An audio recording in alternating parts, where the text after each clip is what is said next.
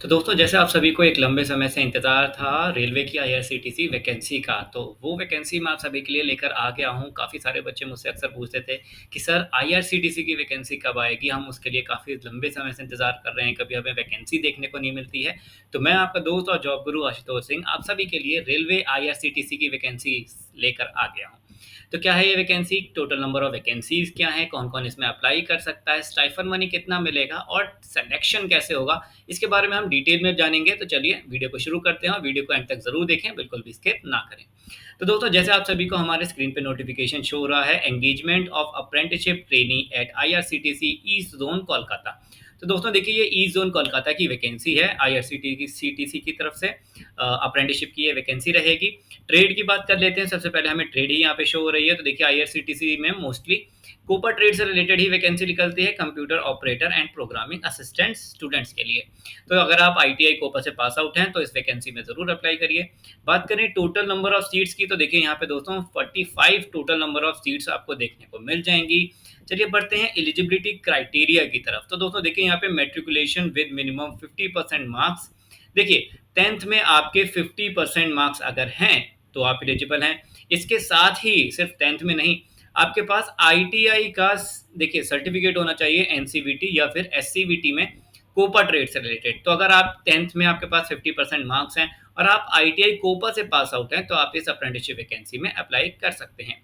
Duration की बात करें तो दोस्तों देखिए यहाँ पे 12 मंथ्स की ड्यूरेशन रहेगी, यानी कि 1 साल का आपका अप्रेंटिसशिप ट्रेनिंग रहेगी।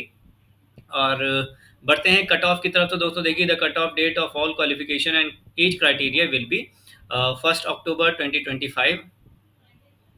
ठीक है, कट ऑफ डेट मीन्स ये आपके रिजल्ट की डेट कह रहे होंगे, जो कि 1 अक्टूबर 2025 तक आपका अगर रिजल्ट अनाउंस हो चुका है तो बहुत अच्छी बात है।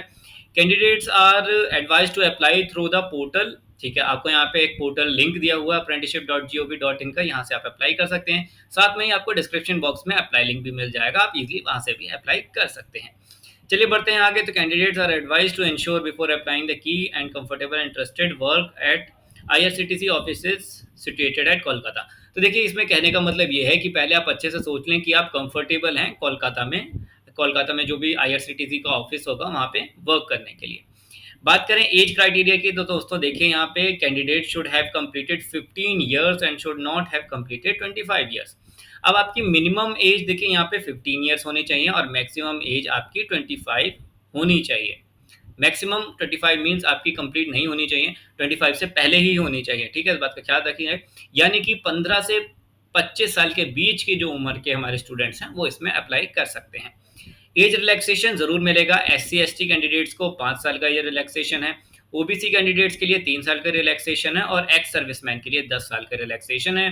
डिफरेंटली एबल्ड जो हमारे स्टूडेंट्स रहेंगे उन्हें 10 साल का एज रिलैक्सेशन यहाँ पे देखने को मिल जाएगा।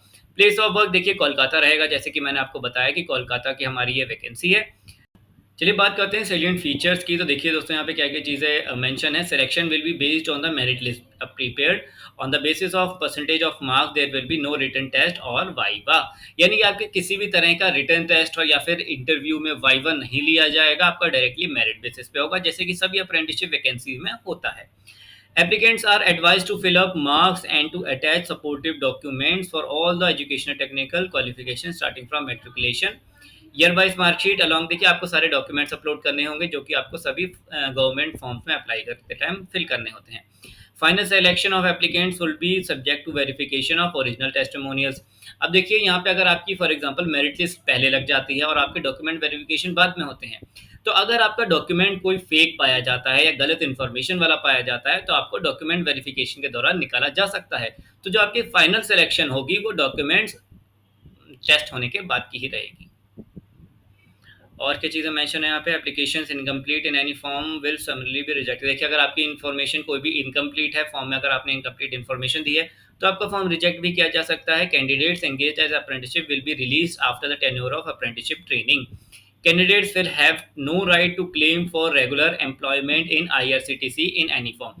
अब देखिए ये अप्रेंटिसशिप ट्रेनिंग है तो इसमें सिर्फ ट्रेनिंग रहेगी, 1 साल के बाद आपकी ट्रेनिंग खत्म हो जाएगी और आपको निकाल दिया जाएगा।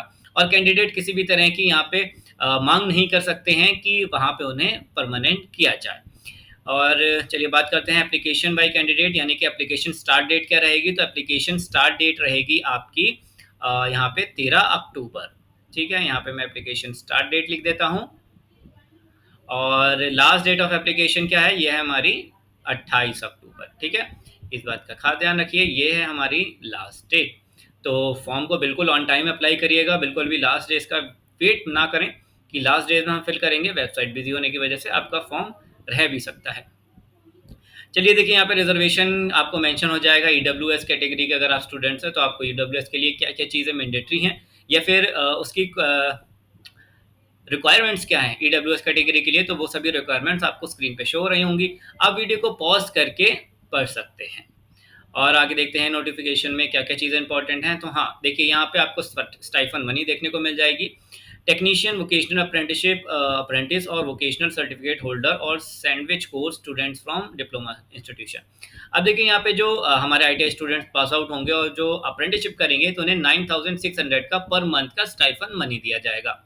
जनरल इंस्ट्रक्शन की बात कर लें तो application applicant should ensure their name, father name, birth should exactly watch as recorded in matriculation। देखिए आप जो भी इंफॉर्मेशन फिल कर रहे हैं, आपका नेम, आपके फादर का नेम, डेट ऑफ बर्थ, वो बिल्कुल भी एक्यूरेट होनी चाहिए जैसे कि आपका 10th सर्टिफिकेट में मेंशन है। और applicants have to produce details of registration made on. ठीक है, आपको रजिस्ट्रेशन का जो फॉर्म होगा वो भी आप उसे संभाल के रखें। जब आपने रजिस्ट्रेशन कर दिया उसके बाद आपको एक रजिस्ट्रेशन फॉर्म मिल जाएगा, उसकी एक कॉपी मिल जाएगी, तो उसको संभाल के रखें। Applicants are required to report for document certificate verification with the original. अब देखिए, जब आपका डॉक्यूमेंट वेरिफिकेशन होगा तब आपको अपने सभी ओरिजिनल डॉक्यूमेंट्स को साथ में लेके जाना है। Applicants are required to submit their OBC certificate. ठीक है, देखिए जो ओबीसी सर्टिफिकेट लगाएंगे तो उनका लास्ट 1 ईयर का होना चाहिए, उससे ज़्यादा पुराना नहीं होना चाहिए। 1 साल से पुराना आपका ओबीसी का सर्टिफिकेट नहीं होना चाहिए। Applicants are required to submit their EWS certificate if he is claiming. देखिए आपको अपना ईडब्ल्यूएस सर्टिफिकेट भी लगाना पड़ेगा अगर आप ईडब्ल्यूएस कैटेगरी से फॉर्म अप्लाई कर रहे हैं तो डॉक्यूमेंट्स क्या क्या लगेंगे, चलिए उसके बारे में बात कर लेते हैं। आपका 10th का सर्टिफिकेट या मार्कशीट आपकी यहाँ पे आपको डॉक्यूमेंट ज़रूरी होगा फॉर्म अप्लाई करने के टाइम। आईटीआई की मार्कशीट चाहिए और आपका आईटीआई का सर्टिफिकेट चाहिए। चाहे आप एनसीवीटी से हो चाहे आप एससीवीटी से हो, आप अप्लाई कर सकते हैं। Certificate for date of birth proof. देखिए डेट ऑफ बर्थ प्रूफ में तो आपका बर्थ सर्टिफिकेट तो लग ही जाएगा, इसके साथ में आपका 10th स्टैंडर्ड का मार्कशीट या सर्टिफिकेट भी लग जाएगा। 12th स्टैंडर्ड अगर आपने किया हुआ है तो आप 12th स्टैंडर्ड का भी लगा सकते हैं, ग्रेजुएशन का भी लगा सकते हैं अगर आपने ग्रेजुएशन की हुई है तो। कास्ट सर्टिफिकेट, अगर आप रिजर्व कैटेगरी से हैं और रिजर्वेशन लेना चाह रहे हैं तो आपको कास्ट सर्टिफिकेट भी लगाना होगा। ठीक है, ओबीसी सर्टिफिकेट भी आपका 1 साल का पुराना लग जाएगा यहाँ पे, उससे ज़्यादा पुराना होगा तो वो नहीं लगेगा। डिसेबिलिटी सर्टिफिकेट भी आपको यहाँ पे अगर आप हैं उस कैटेगरी में लाई करते हैं तो आपको वो भी लगाना पड़ेगा। Discharge certificate, serving certificate in case of applicants applied ex serviceman. देखिए अगर आप एक्स सर्विसमैन कोटा से अप्लाई कर रहे हैं तो आपको जो डिस्चार्ज सर्टिफिकेट आपको इशू हुआ होगा वो भी आपको यहाँ पे अटैच करना होगा। रिसेंट फोटोग्राफ लगेगी और इसके साथ में ही एप्लीकेंट्स में reject applicant for submitting old unclear photograph for any significant variation. देखिए आपको जो फोटोग्राफ है या जो भी डॉक्यूमेंट्स है वो बिल्कुल क्लियर क्वालिटी में आपको अपलोड करने हैं। कोई भी ब्लर्ड या फिर ऐसे इमेजेस या डॉक्यूमेंट नहीं अपलोड करने हैं जिससे डॉक्यूमेंट्स या इमेज को आइडेंटिफाई करने में दिक्कत हो। इस बात का खास ध्यान रखिए। इंपॉर्टेंट इंस्ट्रक्शन तो देखिए, decision of IRCTC in all matters relating eligibility, acceptance और rejection of the applications are mode of selection. ठीक है, आईआरसीटीसी का फाइनल डिसीजन रहेगा, ये कहा गया है। No correspondence for engagement will be entertain. ठीक है, मतलब कि अगर आपने ऑनलाइन के अलावा किसी भी मोड से आप अप्लाई नहीं कर सकते हैं, इसका कहने का मतलब ये है। Canvassing in any form will disqualify the candidate and no and corresponding will be entertained in this matter. देखिए अगर आपने किसी भी तरह के गलत इंफॉर्मेशन शेयर की है फॉर एग्जांपल डॉक्यूमेंट्स में, तो वो आपकी रजिस्ट्रेशन को कैंसिल कर देगी। Candidate of the applicant shall be cancelled if he she fail to produce required original testimonials. देखिए अगर आपने फॉर्म अप्लाई कर दिया है, आपने डॉक्यूमेंट्स अपलोड करे हैं, लेकिन अगर आप उनकी ओरिजिनल फॉर्म डॉक्यूमेंट वेरिफिकेशन के टाइम आपको वहाँ नहीं सबमिट कर पाए तो भी आपकी रजिस्ट्रेशन कैंसिल हो जाएगी।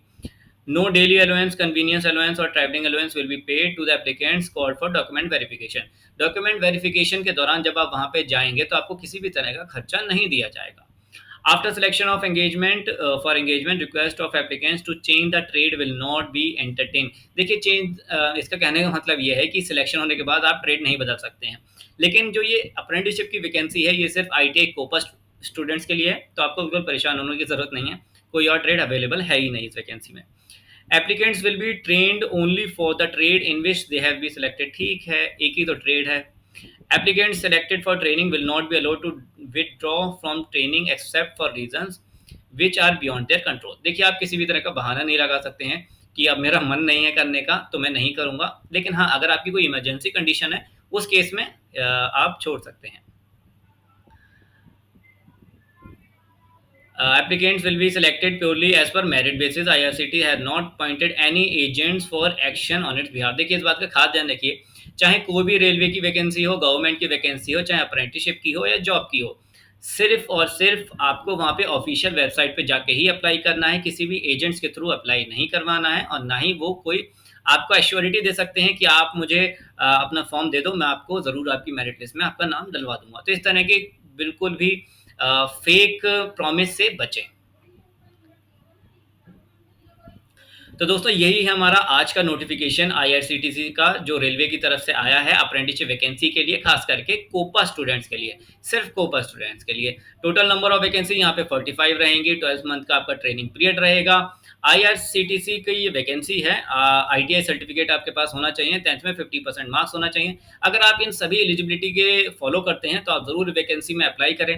वैकेंसी कैसे लगी हमें कमेंट सेक्शन में ज़रूर बताइए, और अगर कोई भी कमेंट्स है तो भी आप हमसे कमेंट बॉक्स में पूछ सकते हैं।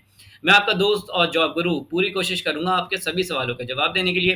वीडियो पसंद आई हो तो वीडियो को लाइक और चैनल को सब्सक्राइब ज़रूर करें, क्योंकि उसी से हमें और ज़्यादा मोटिवेशन मिलती है कि हम आप सभी के लिए एक और अच्छा वीडियो लेकर आए। तो वीडियो को लाइक और चैनल को सब्सक्राइब करना बिल्कुल भी ना भूलें। अब मिलूंगा मैं आपसे एक नई इन्फॉर्मेशनल वीडियो के साथ में, तब तक के लिए देखते रहिए श्रम इंशाल्लाह। श्रमिन जॉब्स ऐप पर अब तक लाखों युवाओं को मिली है उनकी मनपसंद नौकरी। तो आज ही www.shramin.app पर जाएं और अप्लाई करें अपनी पसंदीदा जॉब के लिए बिल्कुल फ्री में।